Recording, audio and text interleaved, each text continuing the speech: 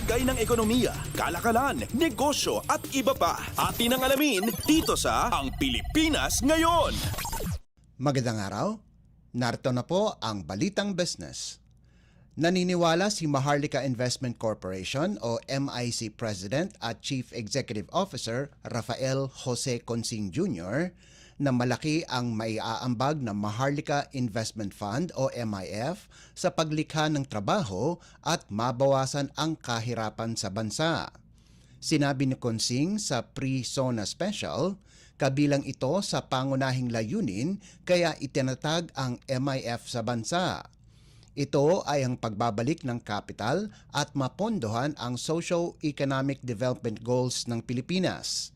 Patunayan niya ang pag-aaral na isinagawa ng isang pribadong bangko, ang Maybank, na sa bawat piso na ilalagak na pondo sa MIF, ito ay babalik ng 2.1 hanggang 2.5%.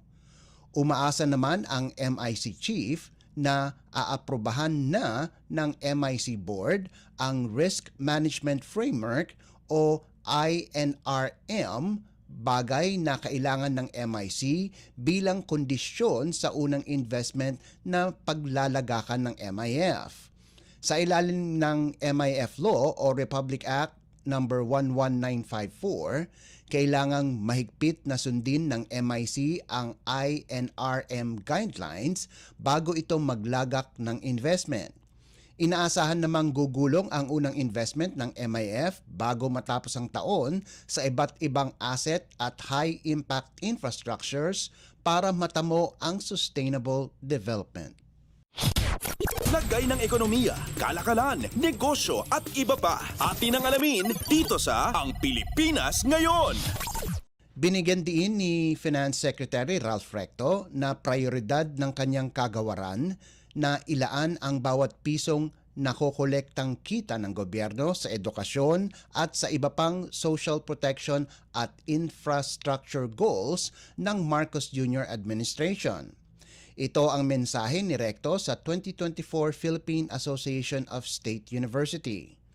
Ayon kay Recto, target ng gobyerno na makapag-produce ng mas maraming globally competitive na mga Pinoy, kaya maglalaan ang pamahalaan ng pondo sa pagpapahusay ng edukasyon sa bansa.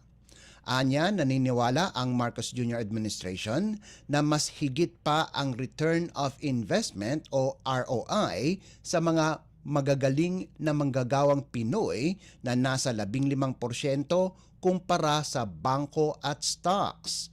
Kung marami anya ang mga kabataan natin sa kolehiyo na gagraduate, tiyak na magdudulot ito ng productivity at economic growth. Base sa 2024 General Appropriations Act o GAA, nakatanggap ang sektor ng edukasyon ng malaking budget na nasa 969 na bilyong piso, higit na mataas ng 8.2% kumpara noong taong 2023. Kabilang din sa top priority ng gobyerno ang social protection, food security at physical infrastructure upang matiyak na hindi lamang magagaling ang mga Pilipino bagkus, malusog at maayos ang pamumuhay. Lagay ng ekonomiya, kalakalan, negosyo at iba pa. Atin ang alamin dito sa Ang Pilipinas Ngayon. Tinatarget ng Department of Transportation o DOTR na masimulan ang partial operations ng North-South Commuter Railway Project o NSCR sa unang quarter ng 2028. Ininspeksyon ni na DOTR Secretary Jaime Bautista, Japan International Cooperation Agency o JICA Representative Sakamoto Takema at DOTR Undersecretary for Railways Jeremy Regimo sa Balagtas Station at Malanday Depot ng NSCR. Ayon sa kalihim, sa ngayon ay nasa 75% ng kumpleto ang konstruksyon ng Balagtas Station na isa sa mga istasyong unang bubuksan sa partial operability ng NSCR. Anya, inaasahan nitong makumpleto ang civil works sa Malolos-Tutuban segment sa katapusan ng 2025 hanggang unang bahagi ng 2026. Aabot naman sa 300,000 pasahero kada araw ang inaasahang makikinabang sa partial operations ng tren. Sa ngayon, nananatiling on track ang proyekto at patuloy ring tinutugunan ang ilang issue rito kabilang ang right-of-way. Tiniyak rin ni Secretary Bautista na magiging abot kaya para sa mga commuter ang pamasahe sa oras na lumarga na ang NSCR.